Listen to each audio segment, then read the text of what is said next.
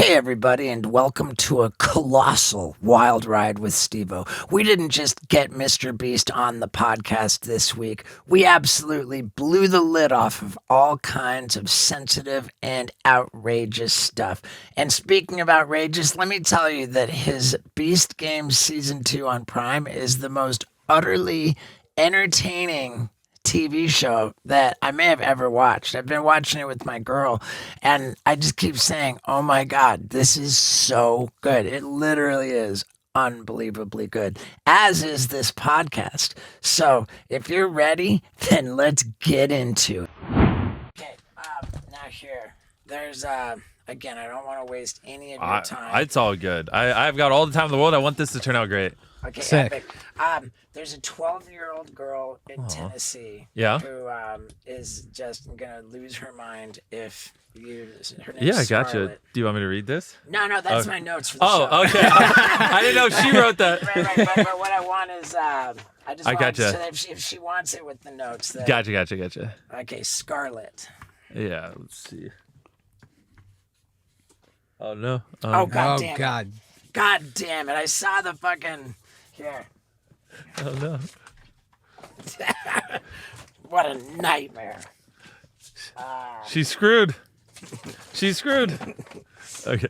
Okay. There we go. I gotcha. Oh, you guys partnered with Liquid Death or just partnered? We are. I'm a Liquid Death ambassador. Oh yeah. Okay, so Dead billionaire? yeah, I know that everyone accuses you of being a living billionaire. I know. I was gonna say. I don't know how I'm in the back of a sketchy RV. I mean, handed something that's insinuating my kind should die. What a bad accusation to get. I don't know. I don't know how to interpret this. Right.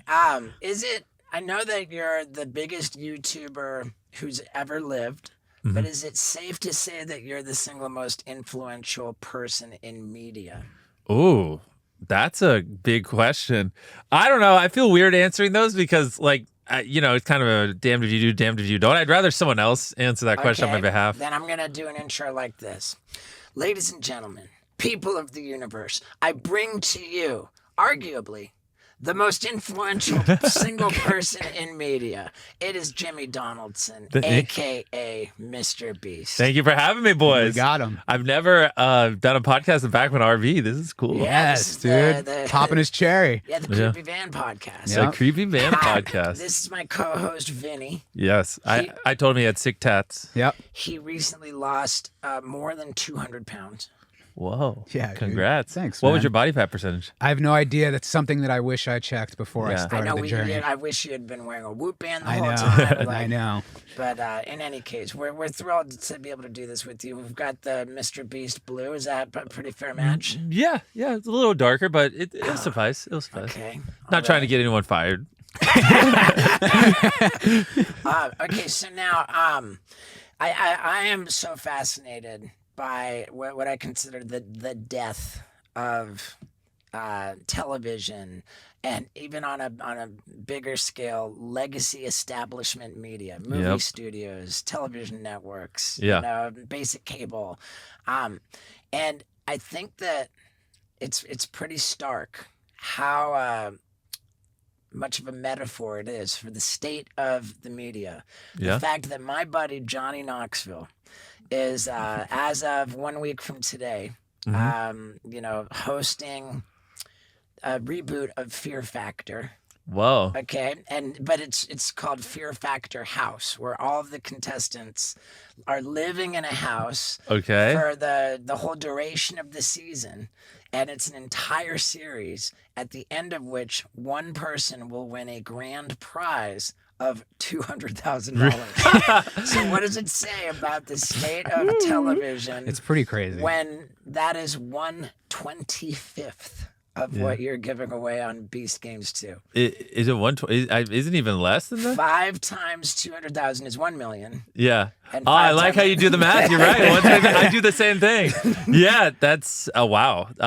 And yeah, man, I wish they could somehow convince Joe to do that show as well. But go back and rehost it. But yeah, it's It's pretty crazy, but we're such an N of one, right? Because it's not like every social media star or streaming shows out there are doing what we're doing. But yeah, the prize in Beast Games is $5 million, which is one of the largest ever in history. I mean, I honestly don't know how we got here. It's pretty crazy. But yeah, to what you're alluding to, everyone's cutting the cords. Basically, the only thing keeping cable left is sports. That's it. Sports. I mean, if you just switched NFL and NBA games and MLB games over to streaming platforms, I mean, literally cable would be done in toast in like 2-3 years. Like no one would be paying. And congrats to Knoxville that he's got the Fox Network NFL wild card playing into an advanced screening of like the first episode. Oh, really? Oh, wow. So they are using sports to piggyback. It's on Fox and Hulu. Oh, wow. And so he airs right after? Or they're going to do it. He just posted today they're going to have an advanced screening. Wow. Okay. Look at him. And he said that he's posting today that we're going to have a Jackass movie in theaters on June 26th. Oh, I didn't know if we were going to talk about it. Okay, yeah. sick. Wait, so you've already filmed it then? It's going to be a weird one, like a hybrid of old and new. Okay. But we'll see what Knoxville says. Maybe I screwed up. Yeah. Right. In any case, last night you had me at the premiere of MrBeast. Yeah, Beast Games Season 2. Yeah. Wow, is it impressive? Thank you. I appreciate the kind words. Well, and even funnier, your audience might like this before we talk about it. You were in one of our YouTube videos. Yeah. And I don't know why I just didn't realize you had a penis on your head, and we make very family friendly. I was gonna ask about content. that. Yeah. We're halfway through filming, and he goes, "Oh my God, is that a dick on your forehead?" Yeah, and I mean, who cares? I'll say it. He ended up winning. He won $1 million for charity, and we should talk about that. But so he's like super deep in it, and like we send the footage to our editors, and after we filmed like a week later, I get a call from my editors, and they're like, "This guy's got a fucking dick on his head. What do you?" And I was like, just like try to use shots on the other side of his head. And if there's like 1 or 2 dick shots, I think it'll be fine. But just don't like zoom in on the penis. And so like I had like an editor who was just going through all your shots and finding like the equivalent shot, but just without the penis like in full view. And so that was a thing that one of my editors had to do. Right. So that was cool. I think it's safe to imagine that had everybody been aware of my... I would have had you put makeup on your penis. Yeah, I would have. I would have been involved. I just would. Just at least like just covering up like maybe we just cover a part of the penis, so maybe it starts to look like a sword or something, like right. Or like tennis balls.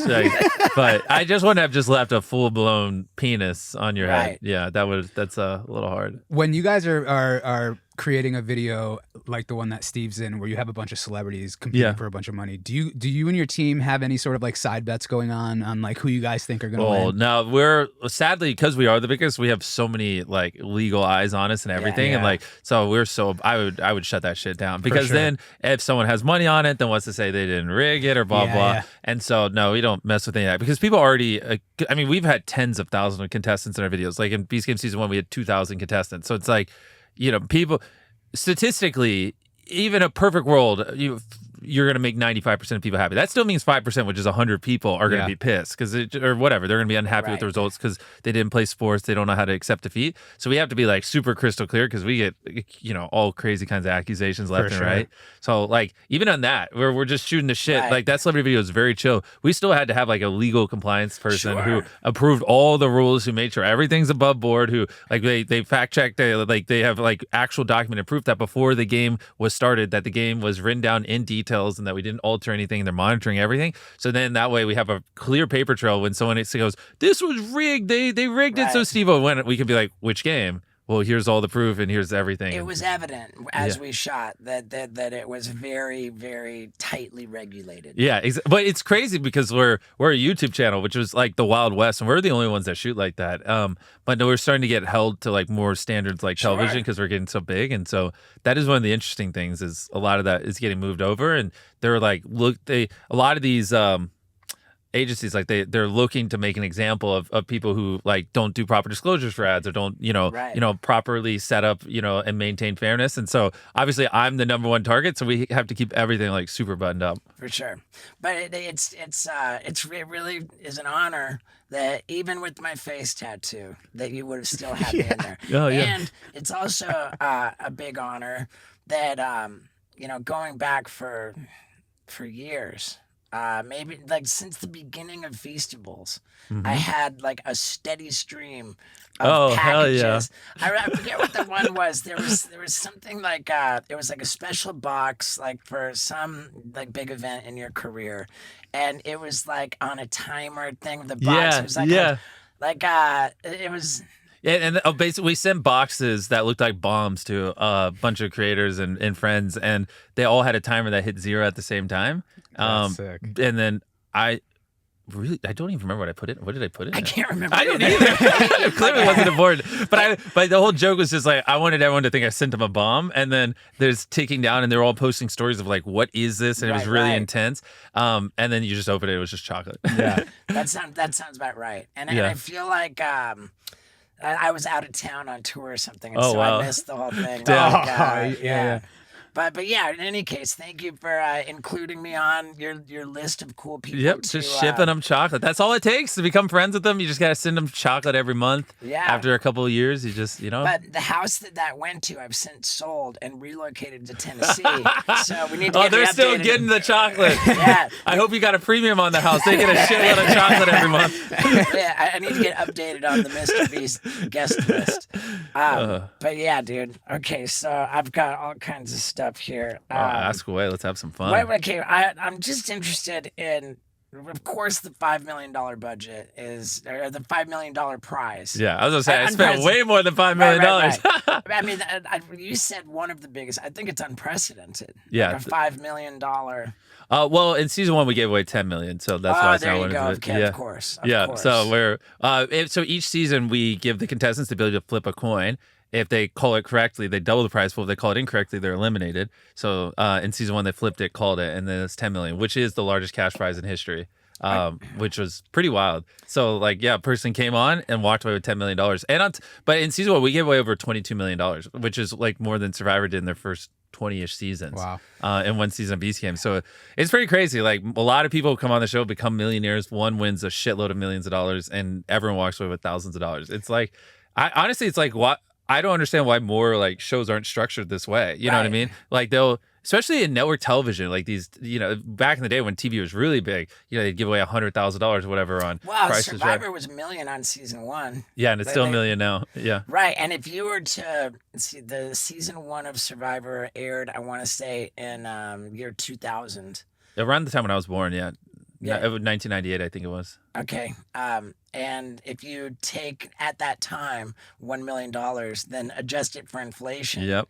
It's probably already like 10 million or something. Is it inflation? That's I think serious? It's pretty serious. Okay. I think it's pretty serious. I think it's getting a lot more serious as we go. So the fact that the dollar is becoming that much less valuable. Yeah. And Fear Factor is only giving away $200. if you unadjust. I mean, is that even enough to pay your medical bills on Fear Factor? Fear Factor, compete for enough to cover your hospital bills for being on the show. If you're lucky, you'll walk away not in debt. Right. Oh my God. So, so Beast Game season 2, you said you gave away $22 million. Oh, that was in season 1. Season 2, they'll see when I watch it. But yeah, we got 100 of the strongest people in the world, 100 of the smartest people in the world, competing for 5, potentially 10 million, and then millions of other dollars in random prizes. Yeah. Okay. I asked ChatGPT what was the budget for Beast Game season 1. Okay, what did it say? It said roughly $100 million. We spent more than that. Sounds light. I said to Vinny, dude. that sounds light. Yeah, but the problem with season 1 is I lost a shitload of money on it. We went way too big on season 1. So, Wow. How much are we talking? I promised my CEO I would not say it, but I can say we lost 8 figures. So we lost tens of millions of dollars on filming season 1. Which is my fault. I mean, I should have just stopped spending money, but I just was like, nope, we're gonna make the biggest show in history. And like, we ran out of all the money Amazon gave us. I was like, okay, well, start putting ours in. I don't care. Like, wow. I mean, because we had the most contestants of any show in history, the largest cash prize in history, the largest sets in history. We had the most cameras in history. Like, we broke every record of every movie, TV show, any production to ever exist. Like, we have like 50 official world records from Guinness on it. And so like we had the world record for even little things like the most amount of camera cables ran, because we had over 1,000 cameras, which the previous world record was 400 cameras, which was our YouTube video. So it was 2.5 times more cameras. 400 cameras. Simultaneously shooting 2.5 times more than any production ever, which then means we had to have 2.5 times more cables, and the downstream effects, because we didn't have gigabytes of footage, we didn't have terabytes, we had thousands of terabytes of footage, so literal petabytes of footage. So now I'm spending millions of extra dollars on storage for the footage, and now I'm having to hire like 200 editors to shift through the footage, and it's like, I see why people don't film with that many cameras. It was crazy. But the thing is, which most people don't understand, is the reason a lot of game shows or reality shows feel scripted is because they don't have cameras rolling all the time. They'll have a camera walk up to you, a story producer is behind the camera, and they'll say like, hey, you're this kind of character, can you say these lines? They'll film you for 10 minutes, and then they'll go film the next person, and that's kind of how they shoot it. Whereas we're like, hey, here's a camera, it's rolling 24/7. You just do whatever the fuck you want, we don't care. And then we just let them do it. And we don't have a story producer sit there and feed them lines.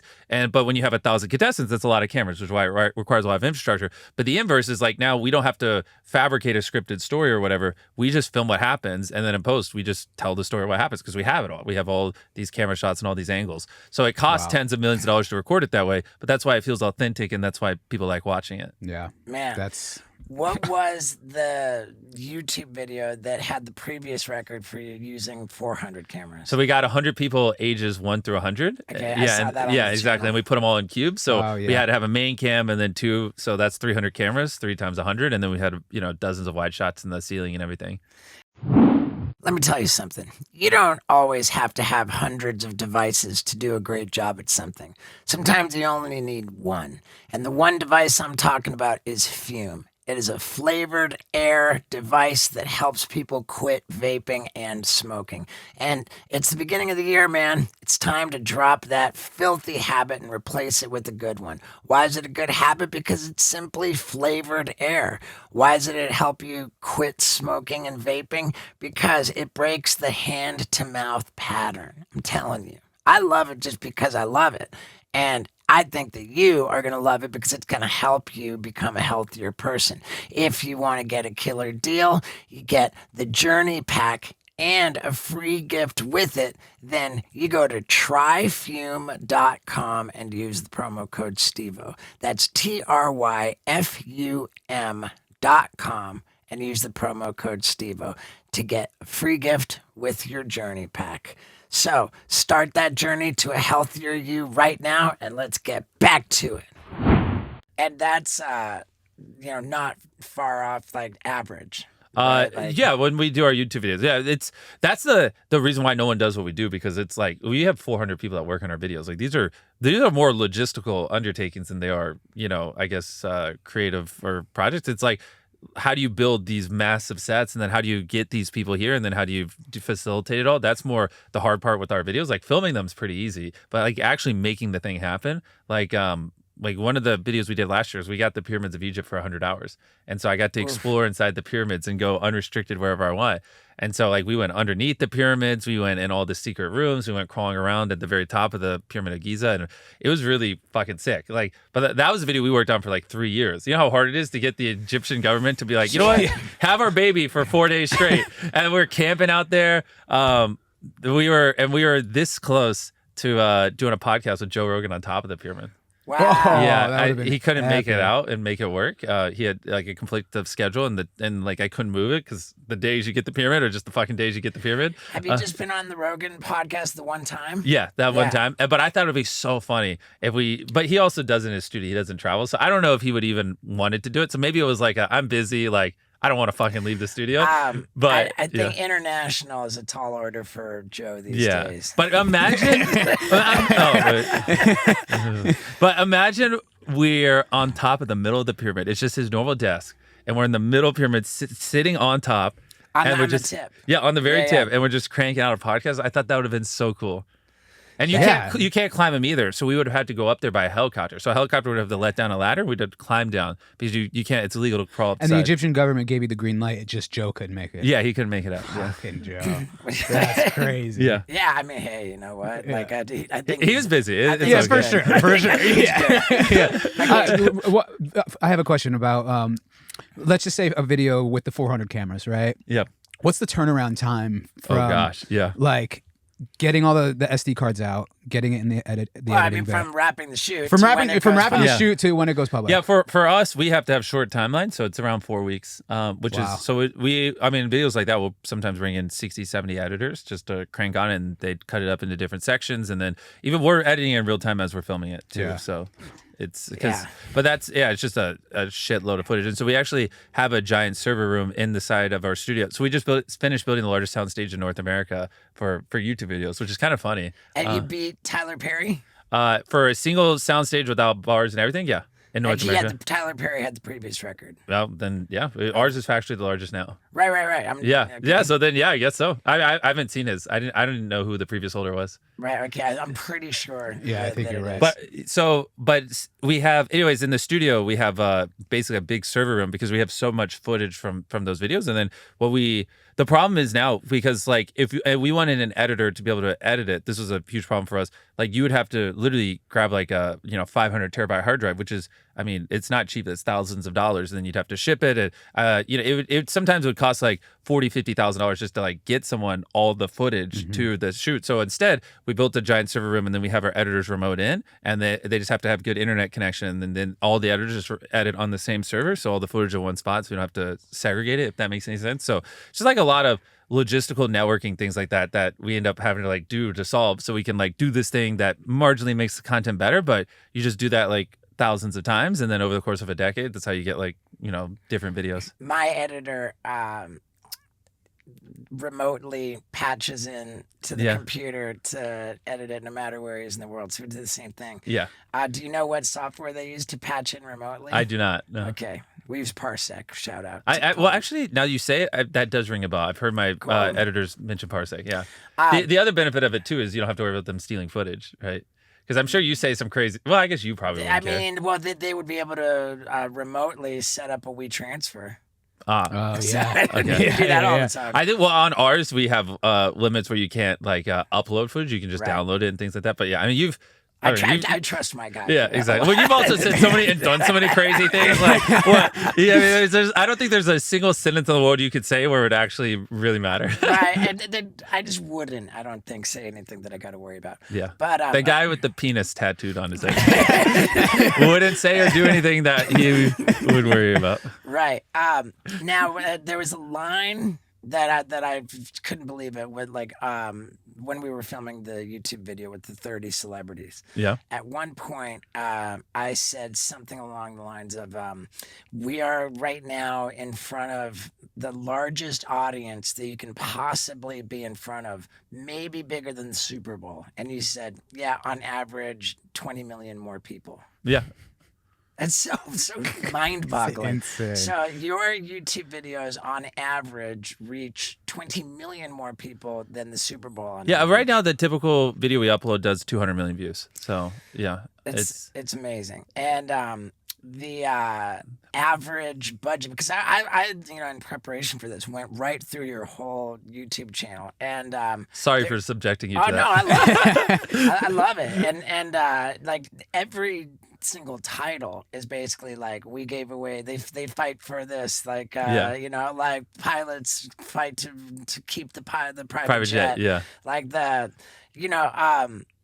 so if you've got an idea of what the average audience is, you must have an idea of what the average budget is for our videos. We're spending around $3.5-4 million a video right now. Right. And by the way, apologies if this is just the same shit. No, I don't. No, go for it. Right. Yeah, no, I love talking about this stuff. It is crazy. Well, and on your comment about how, the amount of people that watch the videos, just everything, so many things had to go right for us to have the ability to have viewership this large, because it's like the fact that Alphabet owns Google, and Google is a search engine everyone uses, and they also own YouTube. So Google essentially funnels everyone into YouTube. That's what allows YouTube to be so large. But then on top of that, majority of people use the Android operating system on their phone, which YouTube comes pre-installed on. So it's just like, literally, as people get access to the internet, it basically funnels you, whether you're searching something or you're using your phone, into YouTube, and which is why YouTube grows parallel with internet access. Like you get access to the internet, the next day you're on YouTube, and that's why it's just such a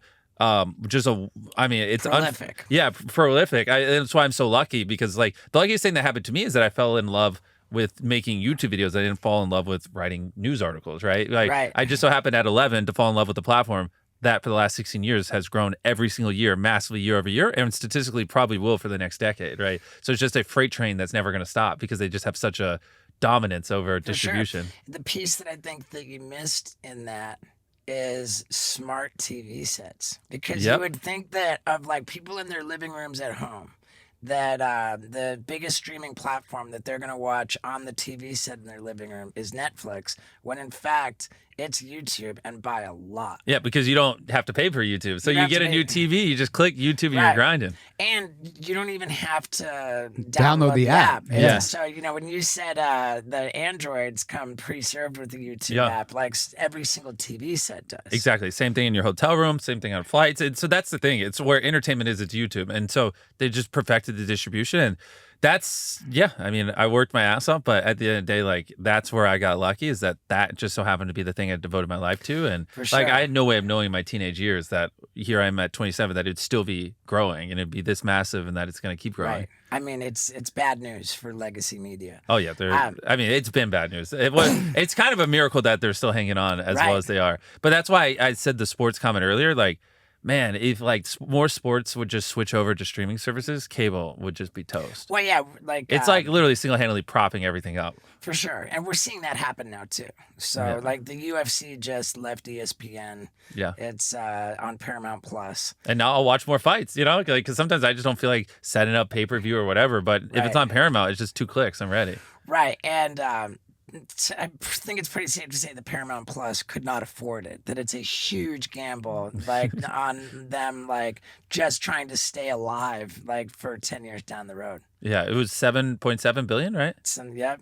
Wow. Yeah. Shitload of money. It's a lot of money. Yeah, for sure. Now, speaking of a lot of money, and like just the huge amounts that you give away, philanthropy is really your business model, right? Is that safe to say? Like you famously earn all your money and just give it away, and then give it away / put it back into creating content, so that you're always operating at like a net negative, or like, but like always investing in yourself, always giving everything away. Yeah. There was a tweet that I saw at the point when you made a video about helping 2,000 amputees walk.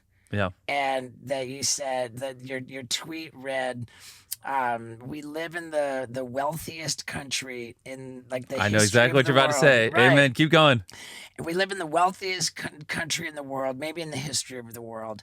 And it's just basically disgusting that these 2,000 amputees needed a YouTuber to have a hope at walking again, you know? And like what that, it was, and you had a little bit of profanity mixed in, and I thought, like, it's pretty interesting that, you would think of Jimmy Donaldson, a.k.a. MrBeast, as being kind of like careful to be like squeaky clean. And this tweet wasn't only not squeaky clean, but it was like kind of aggressively critical. Like, you were voicing frustration at like the disparity of wealth in America, like how.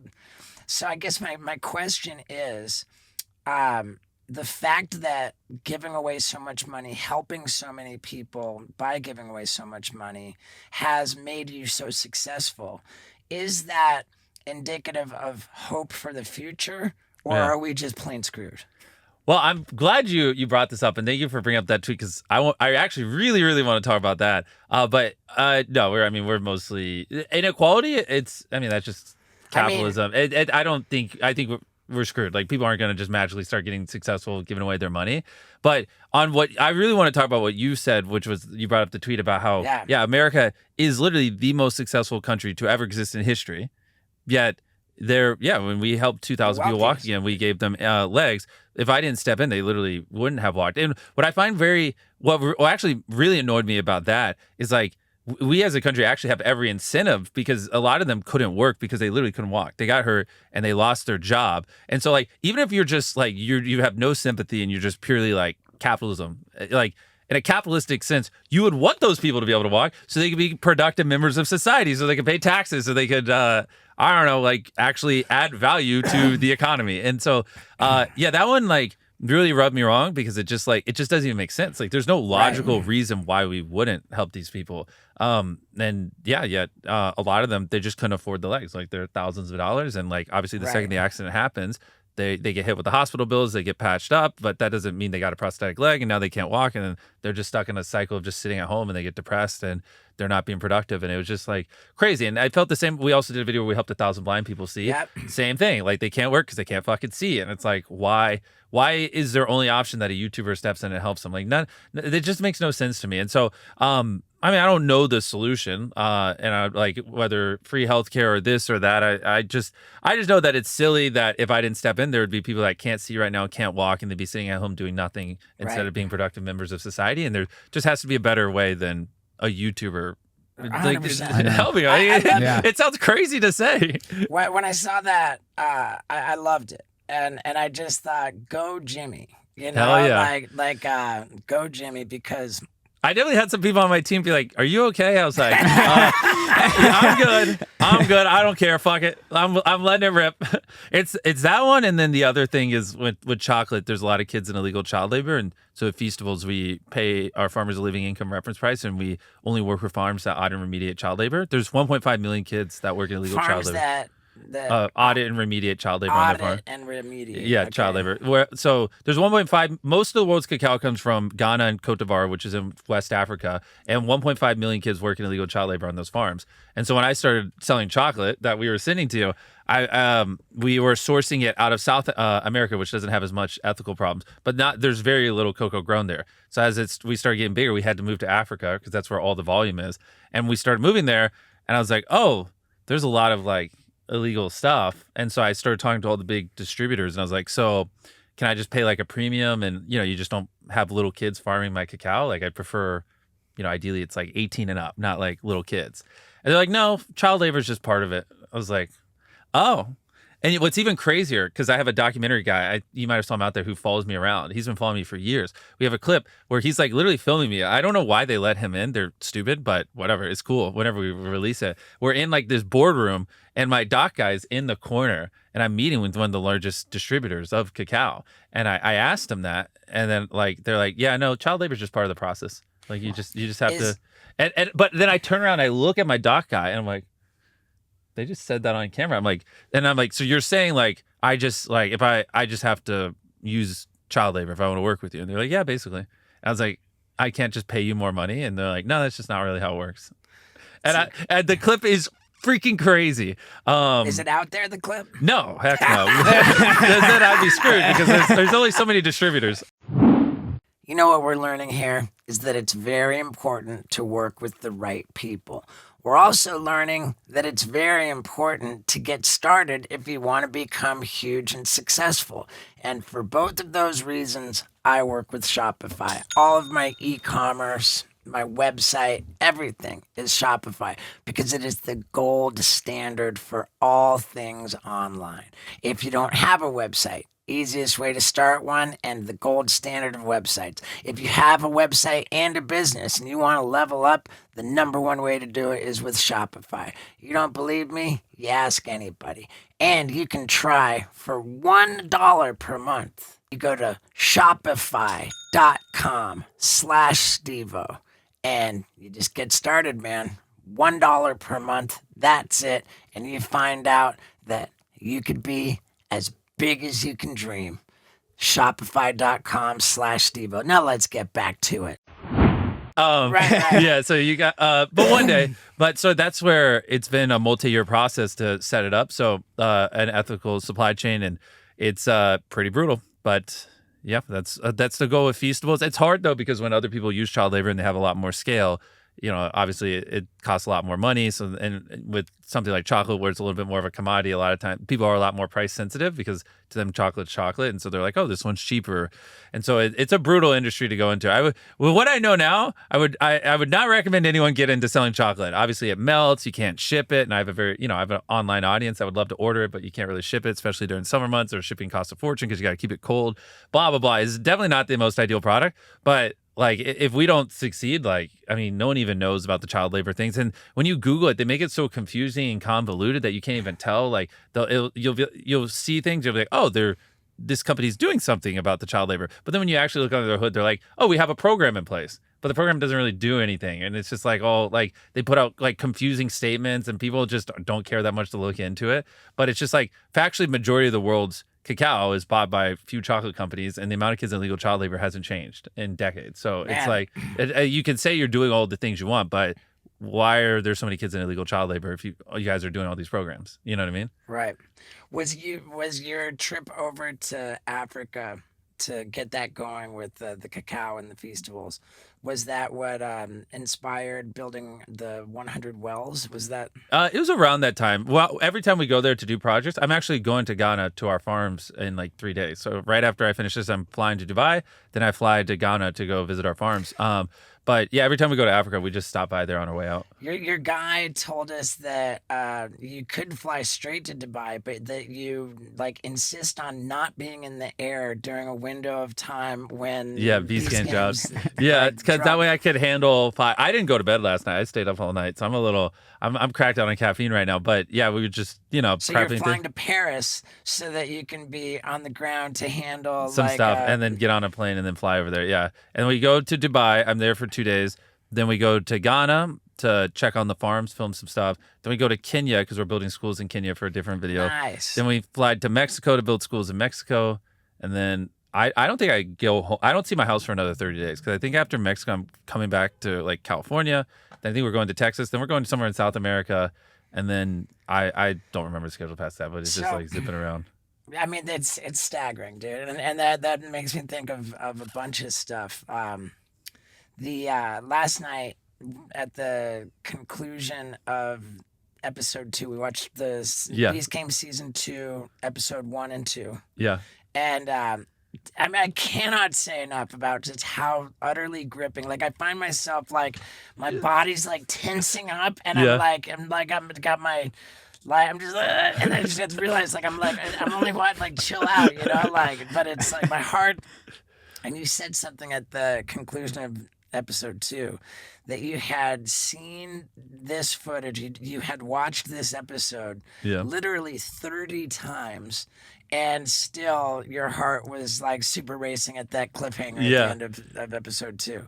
And it occurred to me, wow, I just got to believe that, you got on YouTube when you were 13 years old in 2012, at which point, of course, you're editing all your own stuff, Yeah.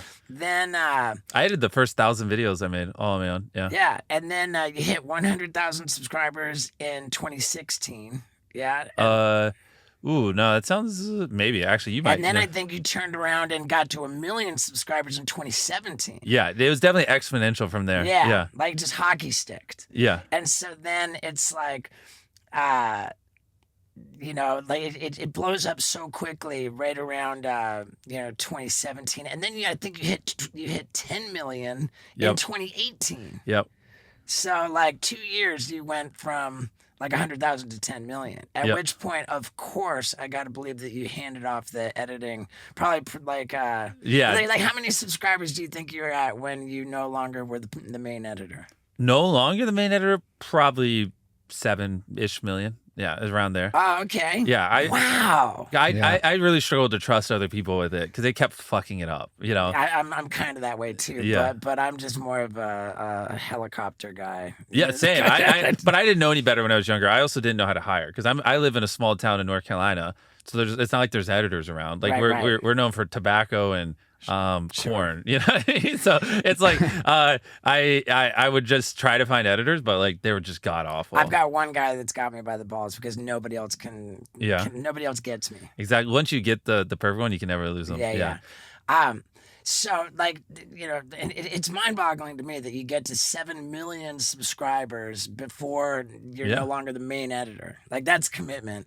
And then you get so huge that it's hard to even imagine that with how crazy your schedule is, how much activity, that you're still so hands-on in the edits. Yeah, I mean, you got to be, because especially Beast games, that we're pouring everything we have into it. I mean, I do like to be transparent, though. We have over 100 people editing it, and we have editors that are way better than me. Because one thing I like to point out to people too is, like, I could only theoretically spend, if I really prioritized it, like 10% of my time editing, whereas like our best editors can spend 100% of their time, right? I can spend 8 hours a week. They can spend 80 hours a week. Right. And after enough reps, you know, they start to learn everything you're going to say. They start to pick up on all the things you care about, your style, this and that. And then because they have so much more time and they live and breathe it, they're going to run circles around you. And so our editors literally run laps around me now because this is all they do. And so I'm very grateful for them. And so I am involved, but nowhere near as much as I would have to be if we didn't have such an amazing team. And and that's like,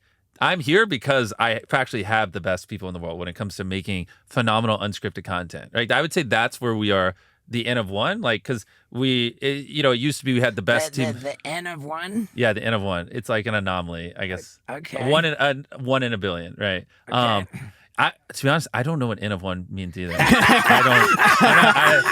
I just know people say that when it's like something's rare, they go, that's an N of one. Like Elon Musk is an N of one. He's the only person to ever run like 5 multi-billion-dollar companies. Right. What? Can you Google it? What does the N of one mean? Now it's gonna like tell me after I finish this sentence. But fuck, what was I even saying? I don't even fucking know. I mean, you're just saying that you have so many editors, and that's why. We essentially just have the best people in the world when it comes to unscripted content, and that's why we're able to do these great projects. And like, I would just like, I mean it, like when I say like the second best editor in the world, the first, the third, the fifth, they all work here. The best creatives, the best producers. Like in all of entertainment, there's no other producers outside of my company where you could go, we want the pyramids of Egypt, and they'd go figure out. Or you could go, hey, I want you to, build a fucking city in the middle of that field over there. Right. Any other producer, they would go bring in a bunch of consultants and this and that, and the city would end up costing like fucking $60 million. You're talking about Beast City? Yeah, Beast City. What was the budget for building Beast City? In season 1, I think we spent $15 million, and then season 2, I think we got in under $10 million because we found a lot of efficiencies in building the city. The first time you build a city, you learn a lot, right? It was definitely for instance, America ran out of scaffolding. We used so much because we had so many large sets that there's like literally no more scaffolding during season 1 of Beast Games. And so we had other production companies calling us pissed because they didn't have any scaffolding to rent. And they're like, what the fuck? We need scaffolding for our movie, for our show. Bad, guys. And I was like, I was literally like, guys, not my I problem. promise I was not trying to be like the Italian mafia of scaffolding. Like, this was not my intention, but yeah, I accidentally like scooped up the whole market, and we caused a little bit of a crisis last year. Or in late 2024, because there's just none, and everyone's panicking.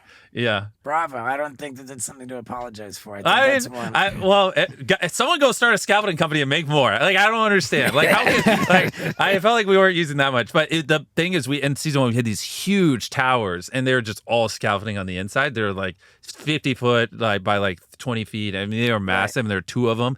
And then we had like 1,000 drop towers. We had like 20 of the largest sets ever built, and they were all like basically scaffolding underneath.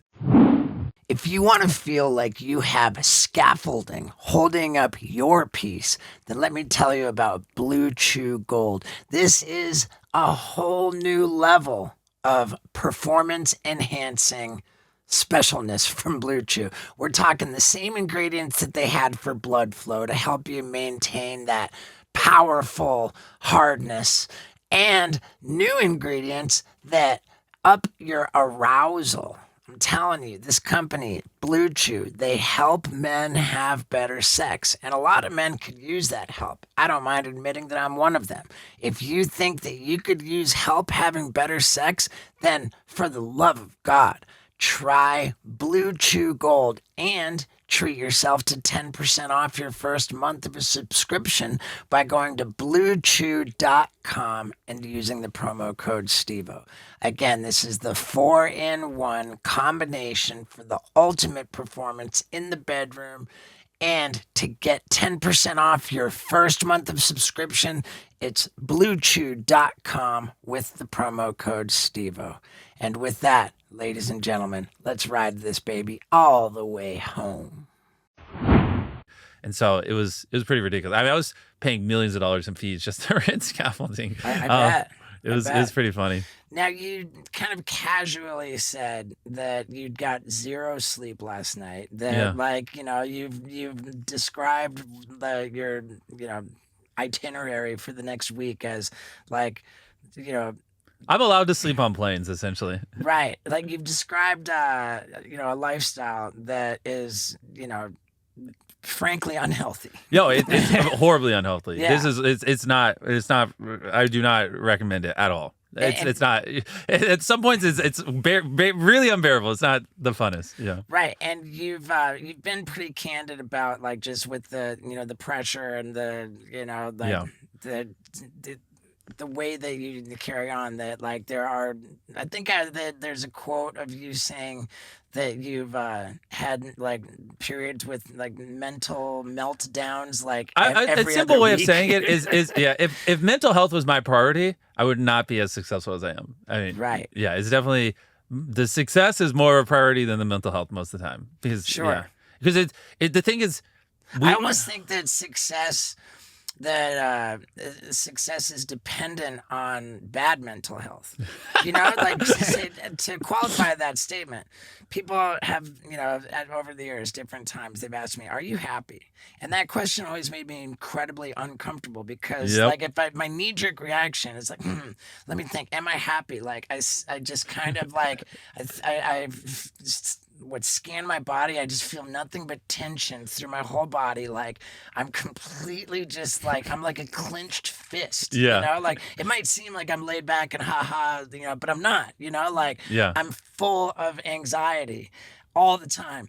And I feel like mentally I've got this just default setting that I have a core belief that, like, even if everything's okay right now, it's not going to be. I'm going to lose everything. Like, there's just something defective about my head that tells me, like, I need to be in, like, serious survival mode all the time. And it's like, I've got to frantically just hustle and hurry and strive and try to claw together something so that everything will be okay. And so, no, I'm not happy. I'm not happy at all. But then I think to myself, is that sad or is the reality that I believe, if I was happy, what does that mean? Then, like, I'm content. Yeah. And if I'm content, what does that mean? Like, I'm all good. I can just chill and I'll be Exactly. lazy, you know? So, like, you have to be anxious and stressed and, like, have poor mental health in order to be successful, I think. Yeah, I think 100%. And I love how you described it. But I think it's also dependent on the field because, like, an example I would use is, like, if you take someone like Warren Buffett, right? Theoretically, if he just made one correct investment, he puts $10 billion in a business and then it 10x's, he could just make that one decision January 1st and take the whole year off and, you know, be so, and that's why when we say these things, you are in the same industry as me, so you get it, whereas someone listening to this who might be an investment or do these other things might not fully understand it. But what makes what we do different is, like, if we're not making content, we don't exist, right? People are spending hours every day on their phone consuming copious amounts of content. And if the last piece of content they watched, you know, from you was 2 weeks ago, or you're basically dead. Like, bro, they've watched 10,000 other people between now and then, right? So you always have to be on a treadmill cranked up to 12, and it's literally just like, it never stops. It's literally, you're only as good as the content you're about to drop. That's it, right? You're like, you could drop the greatest piece of content ever, and then 2 weeks later, no one cares, and you got to do something else. And so that's what makes it where you have that constant anxiety, because you're running so fast on this metaphorical treadmill, and it's literally never allowed to stop. And if you let it stop, then you just slowly fade away. I wonder if it's like, if I was in any, you know, line of work, that it's just built into me. And there is, like, some famous philosopher or, like, you know, scientist who has, like, an actual theory that anxiety is like a precursor, like the main driver of success. I would agree with that. And I agree, no matter what me or you did, and you're probably wired very similar, we would feel this way. I just think our industry exacerbates it even more because there is no off. It is literally always on. Yeah. But agreed, I think our unhealthy anxiety, because I'm a very anxious person as well, is a big driver of why we're both successful. Right. Yeah. Has there been like really scary, like it kind of comes to a head? I'm either on top of the world and I'm like, I'm fucking winning, life is great, or oh my God, everything's horrible. And so, dude, I think we're so alike. I do not know 2 through 9. Exactly. I was either 1 or 10. Do you recognize what? Sorry to interrupt you, but do you recognize what triggers those really low lows and really high highs? No, because I think it's like we're very complex creatures, and I think it's just like you get 10,000 inputs a day, and it's just like you don't know. Like like I'm tired of shit right now, and so I'm probably slightly more on edge, and so like something that normally wouldn't bother me probably will slightly bother me more. Yeah. But it's more for me. It's more like a multiple bad things happening in a row is what will really like be. Yeah. But like one thing I can handle, because this is my whole life, is just like dealing with stupid shit. But it's like stupid shit, stupid shit, stupid shit, stupid shit. Then someone saying something really stupid, and then another stupid shit, and then I'm like, okay, I hate this. I hate life. What the fuck? I had somebody explain to me that as a metaphor, the thing that people would have on their desk, it's like 4 balls hanging from a string. Yeah. You pull back 1 ball, and when you let it go, it's the 4th ball down the line that pops off. You know? So you don't realize that there's four balls in back. And then when you really go off, you got to ask yourself, what's underneath this? Exactly. Like, it wasn't necessarily the thing that happened there. What's 4 balls down? Exactly. You're very in tune with your emotions, more than you would think from the surface. well, thanks, more than you think from a guy who poured hot sauce in his eyes. Yeah, perhaps. I think Vinny and I we're both 12-step recovery guys, and that's been like a big important thing. But now with mental health, like, okay, let's say pick a time when everything's going great. Yeah. You know, like when you're feeling good and you've got maybe even some room to breathe. A full night's sleep? Yeah. Full night's sleep. It's just got to be tremendously difficult for you to go anywhere.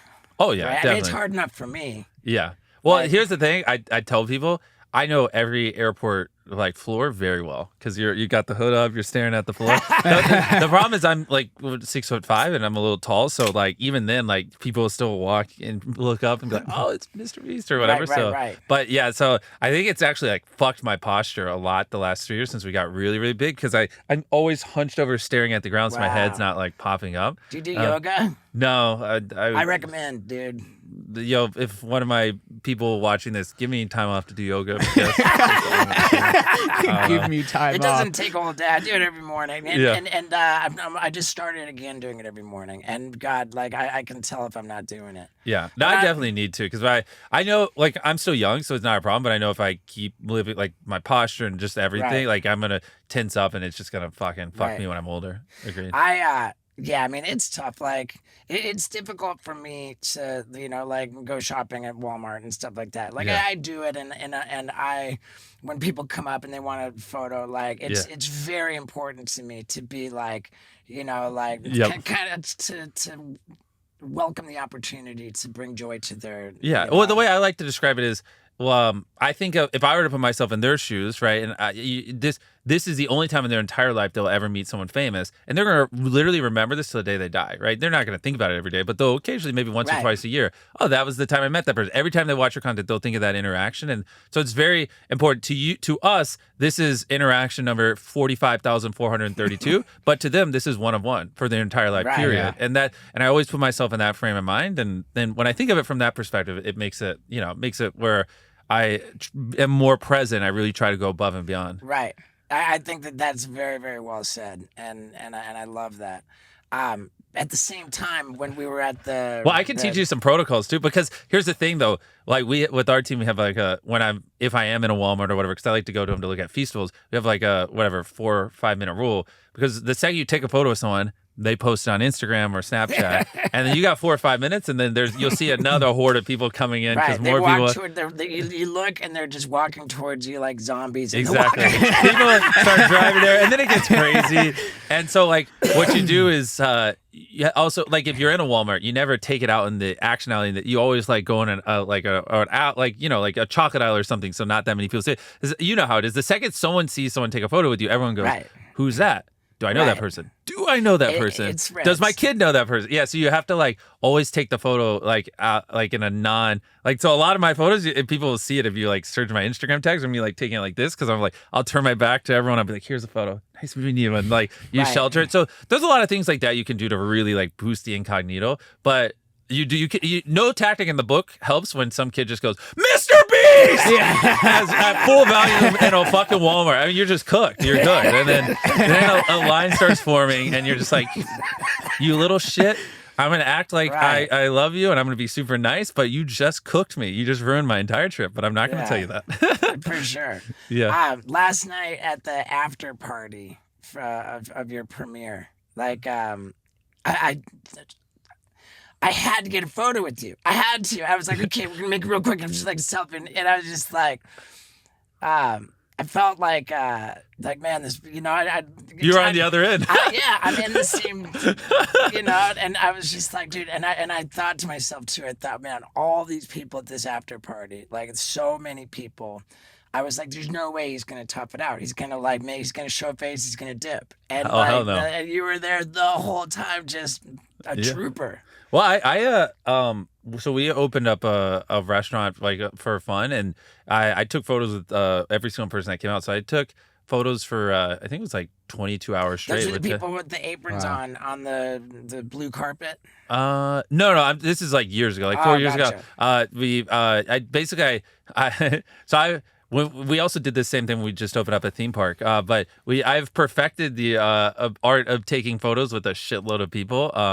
In regards to if you're ever in public, so actually here now you're just unlocking a core different part of my brain. So what I was saying there is basically when I need to take photos with thousands, or not need to, but when I want to, like if I do an event and tons of people come, I love to like let them always leave with the photo because I know that's the way to make them the happiest. What we'll do is like we'll have it where we'll set up like 3 stations, and then someone will have the people like stand on marks, and then you want to walk in from behind because if you walk in from front, then they'll talk to you a bunch, and you're never going to be able to take photos at scale. So you come in from behind, you wait till you're in the position to take the photos, so then you say hi, and then they're talking to you while you get the photo, and then the big thing is you have to have someone set expectations with them before you come in that like, hey, he's going to be taking photos with 5,000 or 6,000 people today. Like he statistically can't spend more than like 15 seconds with you. It just is how it works. Right. So we've gotten it all down, and then so there's been multiple days where I've taken photos with like 2,500, 3,000, 4,000 people in a single day, just through like these like conveyor belts of systems, and it really makes a difference because then those people leave and they're like, holy shit, that was like a really cool experience, as opposed to just like, it was whatever. Now, do you let them take their own selfie? Oh, hell no. No, that's what I was about to say. Yeah. Oh, do you do the grab the phone, take the photo? Yeah. Okay, good. Yeah. I have so much like thought and time into this.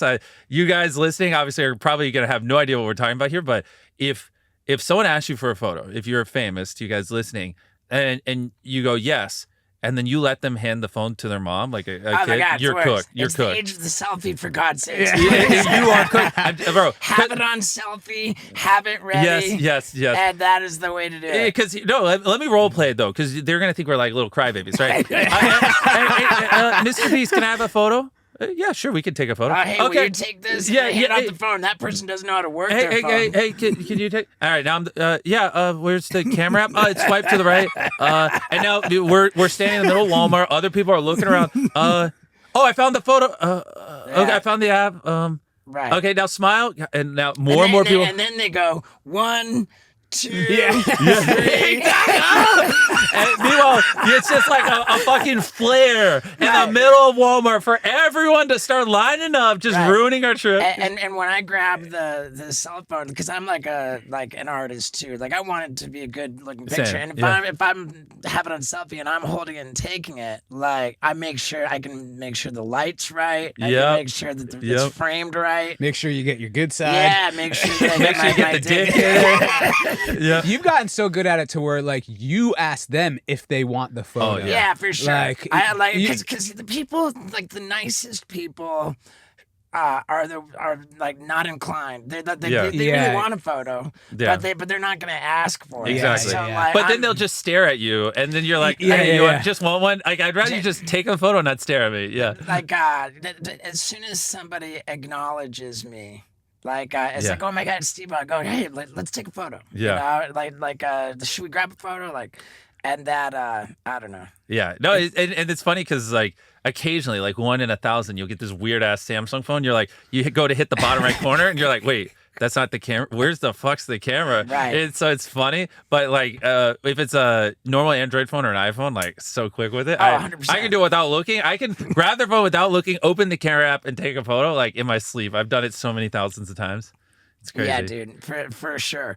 Okay, so now I'm like, you're right. People are gonna think we're crybabies. Yeah, no, but you have to understand, it's a death sentence if it's not quick. Because again, when you take photos in public, it causes everyone to turn and look, and then lines form, and then it just gets bad because once a line forms, and more people, and then people just want a photo because other people are getting a photo, and then it's like I've literally been kicked out of a Walmart because. It all stemming from the fact that someone took too long to take a photo, and then it caused that line, and then it caused it, but you can't convey that, and so it's not us. We like our fans, and we're not pieces of shit. It's like it's just a factual thing. Like if we don't take it quick enough, things just go bad, and it's something that is very hard to understand. But you just got to take our words for it. Here's another trick. Someone's, hey, can I get a photo? Absolutely, but I can't stop walking. You got I do that in airports. Yes, absolutely. Bro, we are literally the same people. Yeah, I will say fire it up while we're walking. Exactly. As soon as I stop, it's quicksand. I'm stuck. Oh, yep. And in an airport all the time, like I'll just be like, yeah, you just gotta walk with me.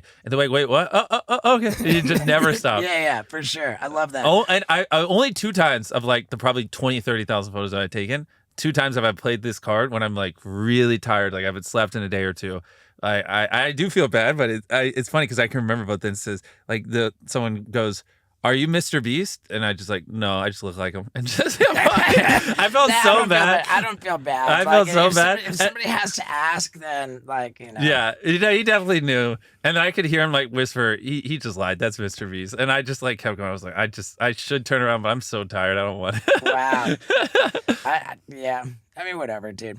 Okay, so with when I met you. By the way, like I brought Vinny here with me to the set, and we flagrantly broke the rules because you weren't allowed to bring cameras onto the set. Yeah. Okay. And I was like, I think I asked, I met you, and I was like, hey, is it cool if you filmed it? And you said, absolutely, for sure, go for it. We hadn't done anything with the footage. Oh. But I would love to make a video for my main YouTube channel. Yeah, that sounds awesome. Just send it to our team whenever you figure it out. Of like my experience with the MrBeast video. Yeah, especially because you won. What they left out. Yeah, you know? And then you should also take a step further and then show the charity, maybe doing something with the money. Like that'd be cool, like from start to you winning to then like the money. Yeah. And when I initially met you, first time that we had met in person, and Vinny starts filming, I said something to you along the lines of, like no matter what you do, no matter how many people you help, how many lives you save, like people are just gonna shit on you for like, Yeah. And you said, yeah, well, if you've got 200 million people and 1% of them are like negative against you, that's still 2 million people. Yep. Bingo. Which is more than most people have watching their videos, which is why it can seem like a shitload. Right. So there's just so much like, and when you put it in those terms, it's like really like, oh, well, that makes sense. Like, especially because negative people are so much louder. Exactly. Like if somebody's like a really like, if they have a great experience watching a video, then they had a great experience watching it. They just move on. Yeah. They don't exactly. They don't feel compelled to post. So like, the negative comments are just so much more loud, and I believe strongly that when there's negative comments with which I agree, that I got to do something about it. Bingo, exactly. And I think that I've done a pretty solid job over the last couple of years of taking consensus feedback from the internet and acting on it. Good. And I think that like I'm in a much better place in my career because of that. Yeah. With that said, I feel like I've taken the action I need to take, and I just like don't care to be in the comment section. Yeah. Vinny reads every single one of them. He knows. Oh, so everything they comment on this video, you're gonna read? Yeah. Oh hell yeah! I've tried. Hey, get the time. Hey, write him a love story or some shit. Yeah, I've tried to take a step back too because there's been some pretty gnarly shit written about me as well. So it's like I've tried to take that step back, but I'm just so like it's hard for me not to go in the comments. Yeah, section. Like, I'm like you. But just what I'm getting to here is a question. It's really important to have somebody looking at the comments section. Yeah. Even like if it's better that it's not you. No, I read thousands of comments. I mean, probably every day. I spend at least an hour a day reading them. Yeah. Oh wow! You know, I did. I saw somebody tagged you on Twitter saying that somebody needed something or other, like, and then you tweeted a reply. What do I got to do here? Yeah. And then I don't know if you saw it, but SteveWillDoIt replied to your reply. Yeah. I think he might have been intoxicated or something. He used the N-word. He did. So you did see that. Yeah, I saw that one. I just don't understand that because there was his appearance on the Logan Paul podcast, and he just starts just, making all these crazy statements about you, which don't check out at all because when he had got his channel deleted, by YouTube. Yeah. Like his premise was that you should have fixed that. Yeah, I think he wanted me to help get it reinstated. Understood, but here's the thing, that I had the same channel manager as him. Mm-hmm. I heard the whole story. That guy, his channel manager did everything in his power to say, hey, dude, if you do this, you're gonna lose your right to be on YouTube. Uh-huh. And he warned him explicitly, this is what's going to happen. And he just didn't listen, did it anyway. Yeah. It couldn't have been more black and white that he was warned, he was told, did it anyway.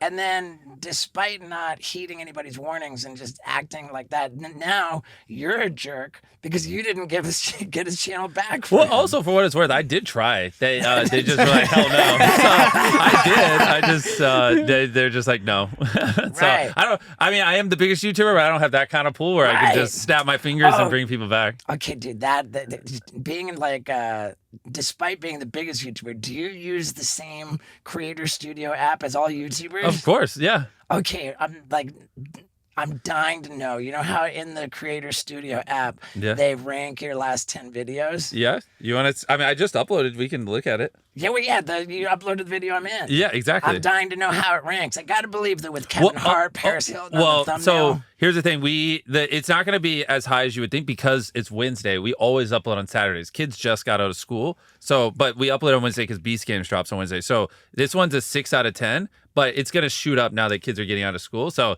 this one's a very bad example. Every video I've uploaded in the last 4 years has been on a Saturday, except for today. Okay. Yeah. I have been losing my mind with excitement about this coming out. And I want you to know. Have you watched it yet? Yeah. Okay, what'd you think? I watched it. I thought it was absolutely fantastic. Yeah. There's one thing that and bless my girl because this wasn't included, and I'm interested to see. Are you talking about where she pushed the thing? Yeah, no, because you sent me in. There were 3 briefcases. Yeah, number 1 and number 3 were occupied, and the middle one was unoccupied. Yeah, and for some reason I didn't have it as a plan. I didn't think, but I just walked in when I was called in. I walked straight to the middle briefcase, which was unoccupied, and I just picked it up and lifted it. You said, hey, you can't do that. I said, nobody told me I can't do that. I didn't break a rule. Yeah, I know. And I said, I put it back down. I said, I didn't break a rule. And that was really light. Yeah.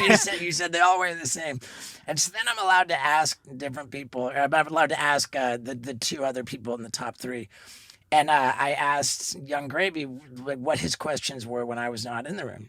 He said, I asked her if I could touch her briefcase. Yeah. And I looked at her. She says, I said he could push it with one finger. I said, can I push it with one finger?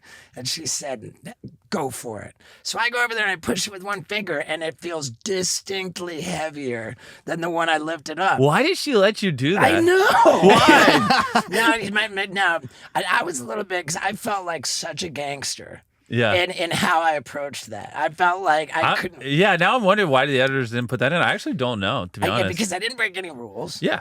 And it was the most gangster move because I basically found a way to like factually know. Now you found a way. She said yes, you can push the briefcase. Right. Well, she didn't want to say no, you can't push it because then she would be like defensive. Yeah. And I had already had lifted up the one in the middle, and it was lighter. Next note to the production: next time, don't have actual cash filling the whole. Yeah, you guys have put on all of them. So that it is, make them all the same weight. Yeah. But my girl, I was like kind of butthurt that wasn't in there because I felt like I was such a gangster in how I approached it. And my girl said they did you a huge favor by not showing that, because you would have the whole comments, not the whole comments, but there would be people so angry saying he cheated, he shouldn't have won. When in fact I didn't cheat because nobody said you can't touch him. You can't. Yeah, I think that I don't know. I'd have to that one. I wasn't involved in the edit, but they probably just did it because it was simpler, to be honest. To like right. Oh my god! And that's the other thing I noticed about the edit, which was that it was masterful in how like they truncated things to make it move more quickly, like stuff that because my head is like an obsessive edit bay. Like you know, as soon as something happens, I'm just like literally cutting up the footage in my head. And I never would have thought of like so many of the approaches that you took. Oh, well, and during the cooking scene when that like drone was flying through, do you remember? That was such an the way the audio and the type. Yes, unbelievable. I love that shot. It's so good. Unbelievable. And also on that same scene, Howie Mandel, like when he was throwing the eggs, you know, he was colorful and entertaining in the edit. Yeah, he was insufferable and impossible. God, he annoyed me all day. I was so happy when he got eliminated. Just impossible to be around, and I was like, oh my God, that is. But he was a lot. He was that was a special day. I've never seen him like that. I don't know if he stuck some alcohol in, but he was having some fun. Yeah, you know, but bless his heart. And you with the knife thing too, that looked really cool. I was really happy with just the approach in general. I was like, I don't want to be like anything like Howie Mandel. Yeah. I don't want to be. I was like, I don't want to be annoying. I do want to be entertaining. Yeah. I want to be strategic. I want to try to win. And the whole day while we were filming it, I remember thinking at basically every interval, thinking, man, like I think I'm doing a really good job, like from all angles. Yeah. You know, like remember how concerned I was when I was threatening to choke out the guys. Yeah. You're like, are you gonna put that in? But yeah, because here's the thing: we go in the cube and we have to decide who's gonna walk out, and it's up to us to determine. So I'm like, all right, we're never gonna agree. So I'm gonna tell these guys that I'm gonna have to choke them out. I'm gonna have to submit them like in an MMA fight. Did we put a part of that in or no? Just a very little part. Okay. Very little part of it. And then you walked over. And you said, how do you think it's going to read to 200 million people that you're threatening physical violence against like a 60-year-old guy and like a 60-pound guy? And I was like, when you said that, I thought, oh shit! And I said, I was just saying it. You know what I mean? I don't think I could, like, when push comes to shove, I couldn't have done anything. But yeah, I got terrified. I was like, oh my God, he's right. That would look awful. That's so funny. But we obviously had everyone's best interest in mind. Howie, you know, we worked with what we were given to, you know, you did great. I think to make everyone try to look good. And I use that line quite a bit. Like when I can tell them, like, I don't think they're going to be happy with the edit. It works. Like every time I just remind people, like, hey, you know, like 2 or 3% of the human population is going to see this. Like 100+ million of them, this will be the only interaction they ever have with your face ever till now and the day they die. Usually I'll say that, and then people will be like, ah. Right. And then but what's interesting is like I don't have to then tell them like, hey, you shouldn't do this or that. I just say that, and then they snap back and they're like, okay, yeah, I probably should stop. So it's cool. And if the average across the channel is 200 million views, what I would like gauge my, I don't want to say expectation, but like my imagination of what it might come to.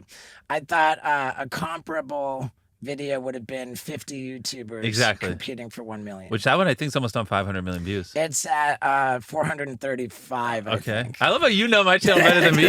You would think he's MrBeast in this interview. Yeah, I definitely have done my homework, and not even necessarily just to prepare for this podcast, but just like out of sheer excitement. Hell yeah! And boy, was I good about keeping the secret. You know, like people I was dying to tell, just I did not. Have you gotten texts since the video dropped? I've got my phone on Do Not Disturb now. It hasn't gotten like real loud yet, but I've been thinking like I gotta imagine. This could be like life altering. I mean, I don't know about life altering, but I think especially younger, because obviously you were fucking huge, especially, you know, when was your heyday? Like 10? I mean, like, it's like. I mean, you're still big, right, obviously. Right. But what was the peak? When it came out, it was year 2000. Okay. Jackass came out in year 2000. We had movies like every 4 year, 2002, 2006, 2010. Yeah. And then it got pretty quiet for 10 years. But then we came back with another movie in 2022. Yep. And what it was, 2022 was my heyday. And I say that because you think you in 2022 was more. If you look at my earnings, 2022. But we're not talking about earnings. I'm just talking about sheer volume of people who like know you and you know, are watching your content. Here's the thing. You can't say 2022. Really? Yeah. Here's why. 2010 was Jackass 3D. Okay, that was like hugely commercially successful. I started doing live comedy, touring comedy clubs and doing like live comedy shows in 2010. I was dying to get momentum. I was going into board meetings at Netflix, Comedy Central, this and that, like meeting with to try to get a show going, and I couldn't. I was banging my head against the wall trying to get permission from corporate executives to greenlight a project for me to do something. Yeah. And it just wasn't happening. And someone told me, dude, you got to get on YouTube.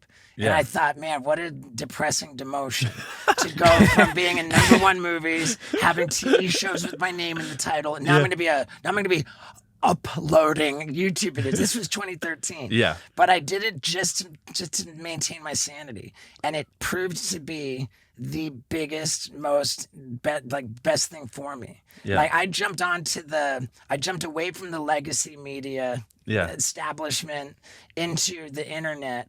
Like influencer YouTube type thing. As the legacy's here and internet's here, like this is where it's now. This is where it was when you made the jump. So I got on the winning side early. I started my YouTube channel 1 year after you. You were 2012. I was 2013. Really? And when in 2013, I had more subscribers than you. You probably had more subscribers in 2014, 15, 16. Right?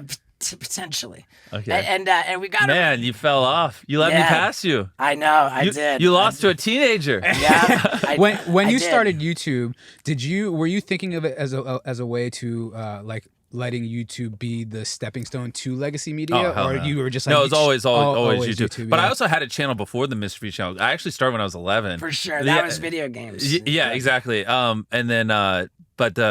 So when I first started, it was literally just my favorite YouTuber made a video about how he made. His name was Woody's Gamer Tag. He made I think it was like $300,000 in a year off of like AdSense. Yeah. And I was like, what the fuck? Like my mom makes $40,000 a year. Right. This motherfucker is making like 8 times my mom's salary off of YouTube videos, and that's when I was just like, I'm gonna be a YouTuber, or fuck it, I'll just live in a box. So amazing. But yeah, to answer the heyday question. Oh yeah.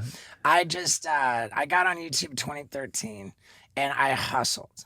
Yeah. I also it's a side note, but also in 2013, I got into recovery. I had been clean and sober, but then I was with addressing compulsive sexual behavior. And so end of 2013, new on YouTube, I go on this sexual sobriety thing, and I was literally celibate. I did not even service myself. For how long? For 431 days. I did not blow a load for the entire year of 2014. And what happened in 2014 was just me channeling all of my energy, all of my everything into growing. I my Facebook. Do you think you could do that again another 430 days? I don't know. You know what? I've got a pretty good deal going now with my girlfriend. I'm on tour. I'd save it all up for her. So why'd you end up breaking the streak? That's very impressive. I realized that at a certain point it was just sexual anorexia. It was just me making stuntifying yet another thing. I can't do anything. I don't know. In moderation, exactly. I have no 2 through 9. It's either every day or every 400 day. But that year of 2014, You're 2013, so funny. Yeah. That was like. It represented the beginning of me building up my own audience, having my own momentum, and then with my touring, like all my social media, all my content, and then with my podcast, and then once the Jackass movie came in 2022, there were just all of these different engines to or all these different revenue streams to be like hypercharged. Yeah, and like just because of YouTube, I think that my I don't know, like whatever, my profile. Yeah. The amount of eyeballs seeing your face. Yeah.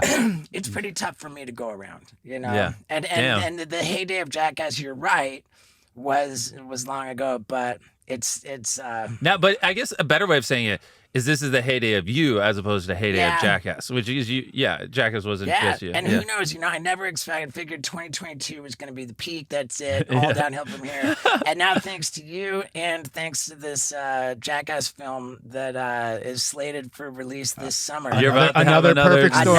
Another perfect get back storm. up there. Yeah, but dude, I just want to thank you, for all the years of free chocolate, all the fun gifts, the opportunity to do this 30 celebrities thing. I mean, like I've just been literally on top of the world, man. Hell yeah. And I'm just they're saying we need to wrap up. Why? Who cares? Let them keep going. Oh, okay. Yeah. You know what, dude? No, this was rad, dude. Yeah, this was so much fun. And looking at my notes, I think I hit everything on here, and we got a cool little signature for the 12-year-old girl. What kind of car do you drive? Right now, I drive a Tesla. Tesla. What kind of Tesla? The one with the doors that go up. Is that like an X? That's the Model X. Yeah. Okay. Yeah. It's nice. So nothing too crazy. No. Okay. What's the biggest failure of a YouTube video, and did you salvage anything of it? I mean, I hate losing and I hate not completing challenges. I mean, the one that hurts the most is like I wanted to do 7 days on a desert island, which we did and we uploaded. But before we did that, we went to an island and we do the thing where we get dropped off with only a flare if we need help. And I slept on the beach and I woke up and I had like thousands of bites from sand fleas all over my legs, my hands, and I was like, it was bad. Like I was like, I'm not sure I'm gonna live. I had so many little bug bites everywhere, like I could barely see my skin, and so I ended up shooting the flare and quitting, and that hurt because I don't like quitting. And did the footage of that ever see the light of day? I don't think so. No, I quit on day 2. So then I went back. I recovered from my sand fleas, filmed a different video, and I was like, fuck it. Put me on the fucking island. And I did it. I was like, I don't give a shit. And they were like, hey, me flare. I was like, keep your pussy flare. I'm not leaving. And I did the 7 days. Dude, amazing. You were going to buy TikTok? Yeah, well, we were working with an investor group to do it, but then, I'm not really friends with the man who makes the decisions. Right. Okay. Then, dude, catch your flight, brother. I can't thank you enough. No problem. Thank you. This is lit. This was so sick. Yeah, dude. I said it last week. What a time it is to be Steve-O. I can't even believe it, man. With the MrBeast video, the new Jackass movie announced, this podcast, man, this podcast has been really, really doing well. And I'm going to go ahead and give myself a little bit of credit for having done a good job. I say so myself, but I've been more prepared than ever. I've just been more into it than ever, and I think that reads. And here's a crazy one. I went through every single comment on the last podcast, and I responded to a ton of them. There were also really great comments with constructive criticism and feedback that I super appreciated. People want to be constructive. I'm down with it. What else can I tell you guys? We're on a roll. Next week, I might as well. I'm not going to say because we didn't record it yet. But I will say that in honor of Jackass, I've got this skateboard back online. Signed skateboards, the Bikini Kickflip. And that's at SteveWillDoIt.com. What else can I tell you? I'm off to California for a series of shows. End of January, middle of January, and then February in Canada. And dude, this is the most intense beginning of a year that I can ever remember. Thank you for sticking around to the end of the podcast. I'd say screenshot it and tag MrBeast, but like he's got a pretty big following. Yeah, wow. Thank you guys for watching, man. I love you a lot.